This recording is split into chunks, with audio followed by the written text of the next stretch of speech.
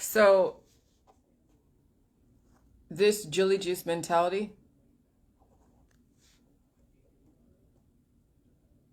means to pick apart politics, religion, and science, because politics, religion, and science are a religion of saving people from learning the mistakes of the past, present, and the future. And we're not supposed to stop people from learning from their mistakes. They're supposed to learn from their mistakes and not make the same mistake again.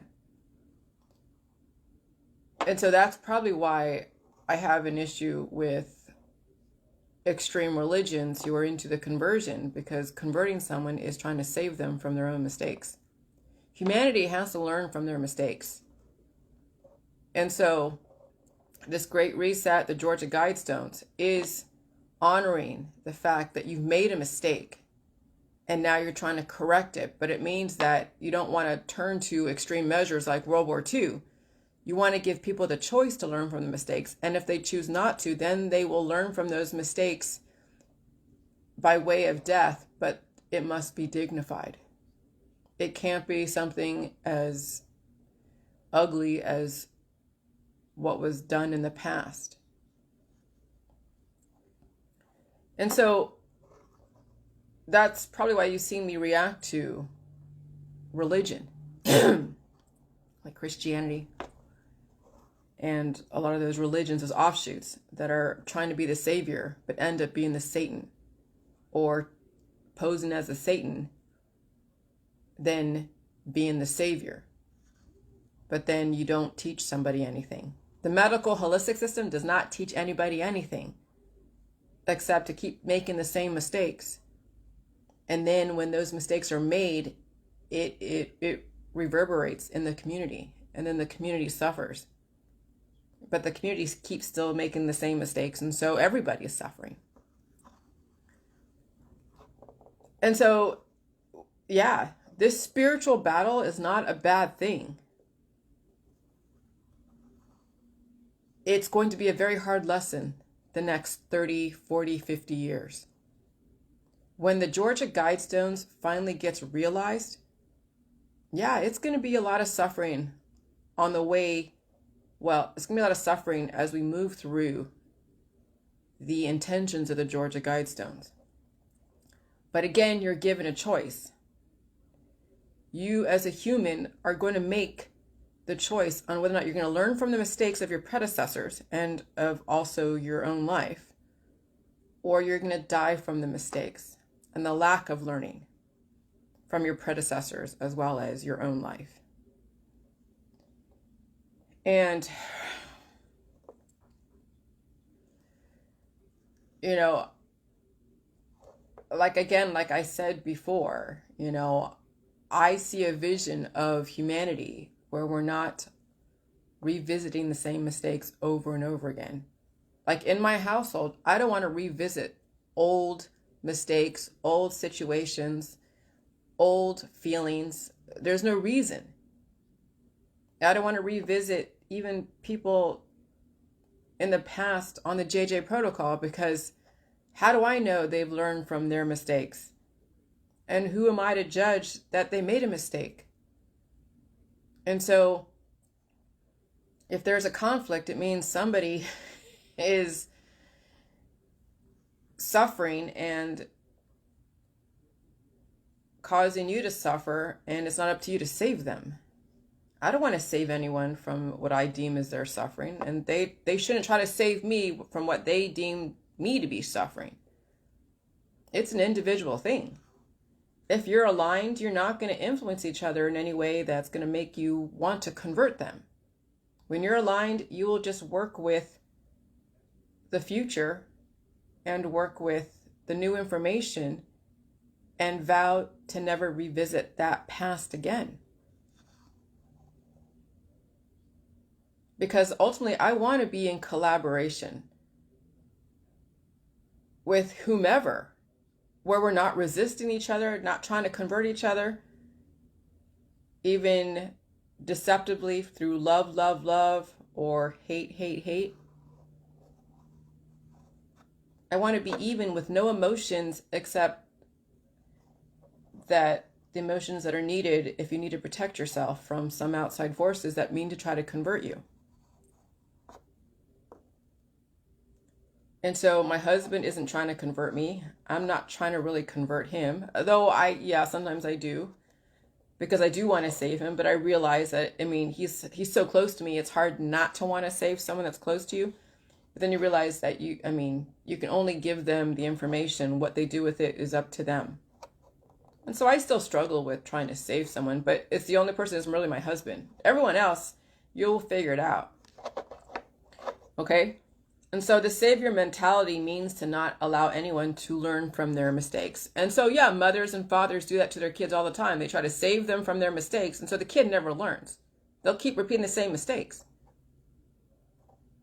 And so the whole Jilly J's protocol is about knowing that you'll survive the suffering of the lessons that are being dealt to you. And it's not fun.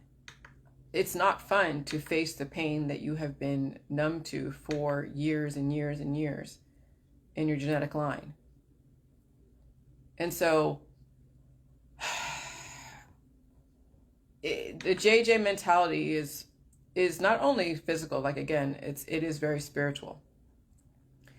And the energy that you experience means that you are connected and you're feeling the suffering of others, but you don't try to save them. Okay? And so I can tell when people are out there trying to save other people because they're trying to convert them into a line of thought instead of actually being the example and saying, okay, yeah, you have to suffer. That's the whole thing with the JJ mentality is you have to suffer a certain amount of time. Some of you have to suffer a lot longer because you have so many deficits. The whole JJ mentality is facing the suffering. And our society, the Judeo-Christian society, even though Christianity is founded upon Judaism, and Judaism understands suffering because they suffer through, being a slave or whatever, they still try to save people as well. And so then they got lost on their own. I don't know. I think it's the capitalism on both Judeo and Christianity is the capitalism, whether it's social capital or energy capital or currency. There's a lot of money in keeping people in a suffering state and then extracting resources by trying to stop their suffering, by trying to save them, whether it's through politics, religion, or science, or antibiotics, or taking out organs, or I don't know, whatever, love, and hate, and sex, and drugs, alcohol, sex, and all that stuff. And so there's a lot of money in being the savior. Okay, there's a lot of it. That's probably why Christianity was created, because when someone is suffering and they don't understand why they're suffering, and then you can go in and swoop in and end the suffering temporarily, then you're looked at as a hero and as a demigod. That's probably what the first pantheon, the Sumerian pantheon, used as a way to control the people, is to cause suffering and then end suffering temporarily, but you can't stop suffering when it's really evolution and the person doesn't understand how to feed it and then also be at equilibrium for a certain amount of time, because it was nation building. And when you're nation building, it is suffering. Like I said in my last video, wars, famine, death, and reproduction is all about suffering and the nation building behind it. And is that the right way to be? Well, if you want an infrastructure in a community, there's a certain amount of suffering, but we have now enough people to figure out who can handle the suffering of evolution and can also live through it, if not indefinitely, and not take down people while they're going through the evolutionary stage. Okay? So we have 7 billion people to figure out who can handle it. That's enough people. The system has created a huge control group. And so now finally, we've been allowed access to information to figure out how we can now stop the suffering of humanity. But the climb to get to that point where we'll be at relative equilibrium with few little bouts of evolution, but not so extreme where it really just causes chaos and catastrophe, the climb to that is going to be astronomically painful. Like those that are at major deficits, like I said, if you're missing a leg and you want to evolve to the level of your community, you have to regrow that leg, and you have to keep feeding, and it's painful when you're regenerating. It's painful in this society taking 7 billion people and 99.9% are suffering and don't want to evolve, and then watching the virus just run through people, and some will survive, some will not. Some will prolong the agony by being in a cured state, but they still have to deal with the suffering around them. They still have to watch their friends and families die around them. That's a lot of suffering too. So just because you survive the virus or all the therapeutics doesn't mean that the suffering ends. I mean, no, you'll be dealing with the suffering of the people around you. Now when I hear about people dying and whatever, it affects me, but it doesn't affect me as much. But it did affect me when one of my close friends from back when I was like 19 passed away all of a sudden during this pandemic. Okay? But he had to evolve and he had to deal with it, and he didn't want to. So he took all the therapeutics to stop the evolution. But when you take therapeutics to stop evolution, it's not 100%, because evolution is going to want to happen no matter what. You can't stop evolution. It's going to happen regardless. And so not everyone is going to survive the evolution of this society. But you have the chance to, so as long as you know that you can survive the suffering through learning from the mistakes that your predecessors and you have made for centuries. And so finally we have something. We finally have a prototype. The Jilly Juice mentality people who actually understand it are the prototypes to deal with that. You can survive evolution, you can survive the suffering of learning from your mistakes and still maintain equilibrium and also evolve simultaneously and feel the suffering of others and take it on, and remember every single day you do not want to be where those people are at. Okay? Every single time you feel something, you don't want to ever revisit that again for yourself. Because even though I feel the heat, I feel the anxiety a little bit, I feel the tossing and turning at night, I'm watching my dog go through her evolution, it reminds me of how much suffering there is out there. And so I vow never to go back into the therapeutics world. I vow never to revisit the destructive lifestyles that I did. Okay? I vow now to redirect my life into a very different trajectory. And that is cultivating the brain. That is being an example for the people around me. Even if they don't take on my example, at least I gave them the option to be the example. Okay? Because I'm not trying to convert anybody. I'm not trying to save anybody. Because remember, if you try to save somebody, you're not going to let them learn the lessons that they need to learn. And some people will not survive the lessons that are out there. But that's not your business. You are not supposed to be somebody else's God. I don't want to be somebody else's God. When someone asks for me to support them, I'm like, no, I will not be your savior. I will not be your Satan, but I will be your example. That you're going to have to face it. And all the questions that are out there are all around the physical symptoms. And not everyone's going to want to deal with their physical symptoms of suffering, of the lessons of the past and the present. And it's not up to you or anyone else to make them get through it or tell them that they can deal with it. You don't know if they can deal with it or not. They don't even know if they can deal with it or not. They have to deal with it in order for them to know if they can deal with it. Some people will stick with it. Some people won't. But you got to do it to know if you can deal with it or not.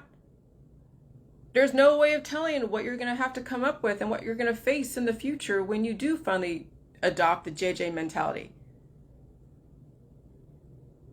And so there's nothing that you can do to save anyone else. There's no amount of support, no amount of coddling, no amount of whatever it is that you think is going to be helping somebody else. It's going to really help them. And so that's why I got rid of a lot of people on my Facebook who pose themselves as some kind of savior in the energy healing world, in the religious world, in the political world. And those that are, in the activist world, they deem themselves as saviors, and they're looked at as Satan as well as a savior. And so when you deem yourself as an activist trying to save other people, but you haven't even saved yourself, and even if you're saving yourself, what makes you think that you can save somebody else? That's the demigod, God status that has caused us to be in this suffering situation to begin with. And so you can still have a beautiful, huge society, and everyone's autonomous and responsible for what they do, and they take responsibility. And the thing, when you take responsibility for your actions, it's not impacting your environment. It's not impacting other people. But when you have a virus on people who have never taken responsibility for their actions, you're going to feel it because you've contributed to it. Though, I mean, how can you be responsible for someone else's lack of responsibility who is like 10 miles away?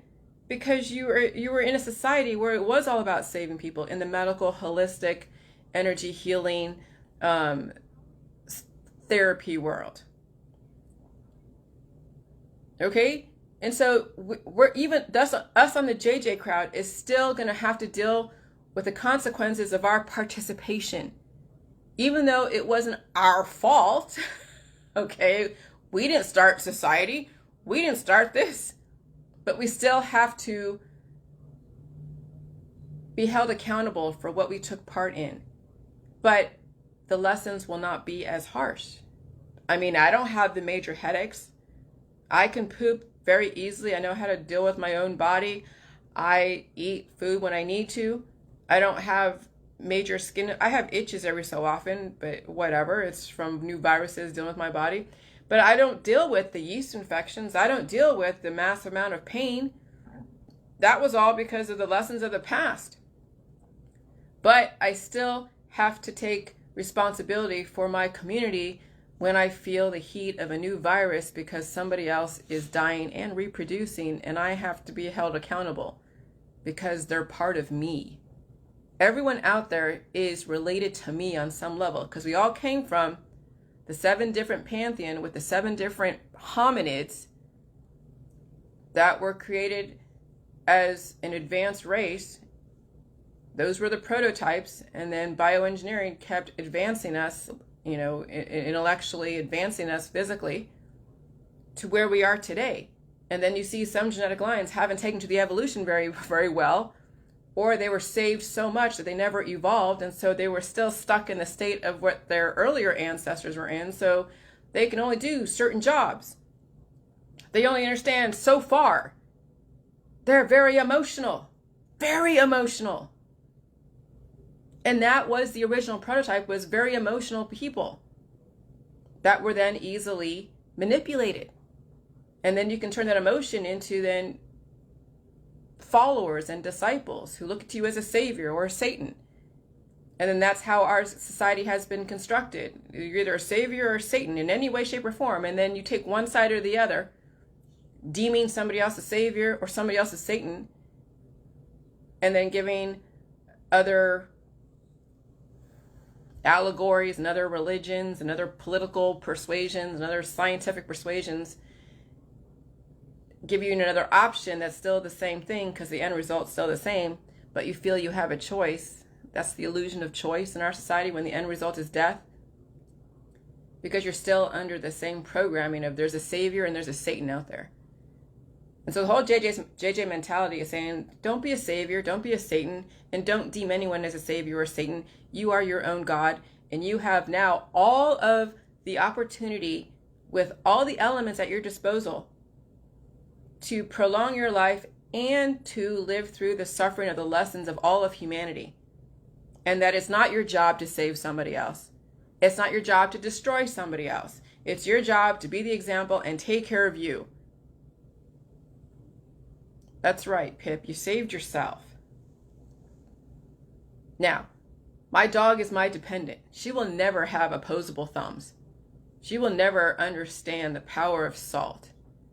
She will try to resist change because that's a dog's mentality. That's an animal that is strictly instinctual. There's no logic and reasoning with my dog. There's a little bit, like she knows the shortcuts, so she doesn't want to go down the steps because it's too cold outside. She'll pee on the deck. I don't care. I don't worry about it. But humans have the ability to not only learn new things, but they have advanced abilities to logic and reasoning if they allow their body to be leveled up to the environment. But if your body's at a deficit, there's going to be no logic and reasoning going on up here. It'll strictly be reactionary and emotional. And there's always a savior or a Satan, or you deem yourself a savior or a Satan. So I can see now why certain people are attracted to religion, because it is an archaic way of identifying who you are in this world and coming off like you're the good guy, that you know better, and then it automatically puts you at a satanic status because someone else will be like, oh, this person's trying to convert me, and they'll automatically resist. And so, yeah, there are a lot of people in religion that have issues with evolving because they have to be in that binary driven argument of Satan or savior somewhere along the line. They deem themselves a savior of the government, of the left or the right. And that's a hard capacity to get out of. That's a hard to relinquish yourself from that identity. It's virtually impossible for those that are very entrenched in it, especially when they surround themselves with people who they rely on and are supported by that are in it as well. They got to follow status quo. So anyways, I wanted to just finish up that video because I was interrupted. But so my book, I'm going to start out with my introduction. I'm going to say this is my vision for the freaking future. That we're not always affected by someone else's suffering. And if we are, it'd be very minimal. And expected, but very minimal, because we can't stop panspermia.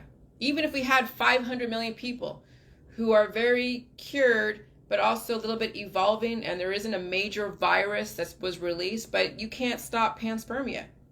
You can't stop what goes on in the heavens that breaks through the 7 layers atmosphere that reaches the troposphere. And so when a new virus comes in, if it's from outer space because of panspermia, or because they're the melting of the ice caps that we weren't aware of, or there's something somewhere in the dark corners of the earth that was undiscovered, and that comes to surface, at least now man can know what it means that when something comes through, and they can find the ground zero or patient zero. If we had only 500 million, then they know how to deal with it. You feed it. You deal with whatever symptoms. And if it's an aggressive virus, it means that virus was an evolution. And here's the thing. Will the people who are at 100% life trajectory, would they react to a new virus in the environment very aggressively? We don't know. But if some of these symptoms from a new virus in the environment of 500 million people who are on a life trajectory 100%, if a new virus comes through, will it create a pandemic? I doubt it. I think people will feel stuff, but it won't even really be a pandemic. They'll just understand what it is and they'll deal with it. They'll stay home, or they'll feed it, and then everyone's fine. It's still going to be out there. That's a hypothetical situation of 500 million people all on the JJ mentality, feeding all of their evolution and feeding their body, and they're going about their business, and something happens in nature or something happens outer space that then has to upgrade biodiversity. How will biodiversity react to it? Well, by the time we get to 500 million people and they understand the JJ mentality, they'll know what it is, and they will not be scared of it or surprised. They will just deal with it and evolve and level up. And then there'll be warnings by the CDC at the time of 500 million people in the future that there is a new virus, and it originated from Antarctica, and it came because of somebody decided to go and explore something and they figured out where patient zero was, but they didn't try to quarantine. Then they're like, okay, here's patient zero, and y'all got to deal with, and he is also, or she is also dealing with it too. And so everyone is then prepared to deal with the new evolution, and no one's scared, no one's fighting each other, no one's demonizing each other. There isn't biotech to create a vaccine for it. No, you all will deal with the new evolution. That's the world that I want to live in, where there's no reason for a vaccine because people understand evolution for what it is and they deal with it. But even even if you didn't have a vaccine, then you have all the shamanists, all the shamans, all the herbal people, the holistic people. They're like, oh, well, then if we don't have a vaccine, then we'll use all of our antibiotics to stop. And I don't want that in the future as well. I don't want people who are in the energy healing. I don't want anyone like that in the future. I don't want any therapies in the future. I don't want the yogas. I don't want the chakra people, whatever. I want people who understand that they can experience all that stuff when they're sleeping, and they are developing their mind. They're, who knows what the future is going to be like. But I don't want anyone in the therapies world, in the medical, holistic, energy healing world in the future, because that means they're trying to stop evolution. And when you try to stop evolution, you will cause deficits, and then we'll go back to the same situation to begin with of why we're here today. And so the lessons of the future is we don't want anyone licensed in the energy healing allopathic world in the future. And if they do exist, it means that they're trying to suppress evolution. And when you are working in a therapy, I don't care what it is, when you're working in a therapy, you're trying to suppress evolution. You can justify it by saying, oh, well, I'm trying to help this person. No, you're trying to save them so they never learn anything. Okay, when you're constantly dying or reproducing, the person is learning the same shit over and over again, and they never learn anything from it. Yeah, they might get a stay of execution. Oh, I feel happy now. I don't have to deal with it anymore. Oh, I feel happy. I can go and do this and perform in this and do whatever. And then they die in the end anyway. So what was it all for? Staying alive indefinitely means that you don't have to keep revisiting the same stupid lessons over and over again. Staying alive indefinitely means that you don't have to keep repeating the same shit. History repeats itself because people have never learned in their genetic line. And then we have new little demigods in the energy healing holistic therapy world that deem themselves the savior of humanity, and in essence are actually destroying humanity because the person who they're instructing never learns. And neither do the kids, because they're always taking shortcuts. The shortcuts of, I'm not going to feel pain, I'm not going to feel any evolution, I'm going to be happy, happy, happy, joy, joy, joy, make all this money, and then go out with a bang, and that's it. Well, that's why we are in this great reset. That's why this virus is running amok in people who are at a deficit. That's why you're taking a vaccine. That's why you're in the energy holistic allopathic healing world, because you don't want to feel evolution and you fancy yourself as a demigod for a very short amount of time. But people who are aging and degrading and taking all their different therapies and in the therapy world, they've never learned from their predecessors. They never learned from their genetic line. They're just passing along the same mistakes. Oh, don't feel anything. Always be happy. And how can I make you numb so that way you can keep producing for somebody else, and then they can take your resources when you die. That's exactly what, and so I don't want that in the future. So I'm a visionary to the fact that I don't want any of what we're doing today in my future. I see a human race that's peaceful, productive, prosperous, and that any evolution they go through is not going to warrant a therapy. It's not going to warrant a vaccine. It's not going to warrant an antibiotic or some shaman person that's blowing smoke in your face to ward away evil demons. I don't want that in the future. I want people to understand what evolution and what it is. And you can't stop viruses from panspermia, and you can't stop viruses that may come up from all dark corners of the earth that was undiscovered. But I want people to know how to deal with it. And it's not a death sentence, and it's not something that you need to be therapeuticized against.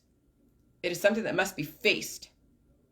And so at some point, we will always be evolving to the level of the environment. As the environment changes, we change with it.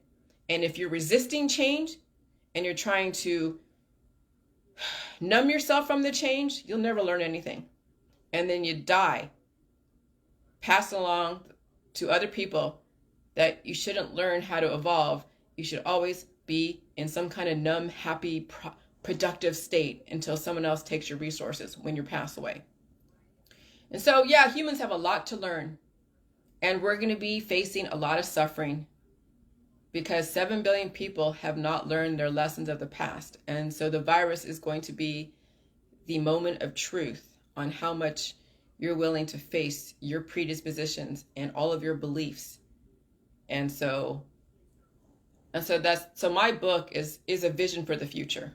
And yeah, the Georgia Guidestones, I get the Georgia Guidestones. It needs to happen. 7 billion people suffering creates a chaotic world. And so if you want to be the one to stay alive, you got to face your suffering. And if you haven't even saved yourself, how the fuck are you going to save anybody else? And you shouldn't be. You need to save yourself. And if you're aging and degrading, you're destroying yourself. And you're taking people down with you. And that is the downside, the dark side of the energy holistic, allopathic therapy healing world, is they take people down with them. But they dress it up as, oh, I'm helping you. No, you're bailing them out, and they don't learn anything, just like you bail out your kid who did something wrong and they never learn the lessons. And so the kid will keep making the same mistakes until the kid destroys himself. And you've allowed it because you never let the kid learn the lessons, the hard lessons of being accountable for to your actions, learning the consequences of your actions. So anyways, I'm going right now. I'm going to do my thing. But yeah, I see a vision for the future. And it's probably very way before my time, but that's fine. It'll be a seed, and it'll be up to all of you to plant it once I'm done with my book. All right, bye.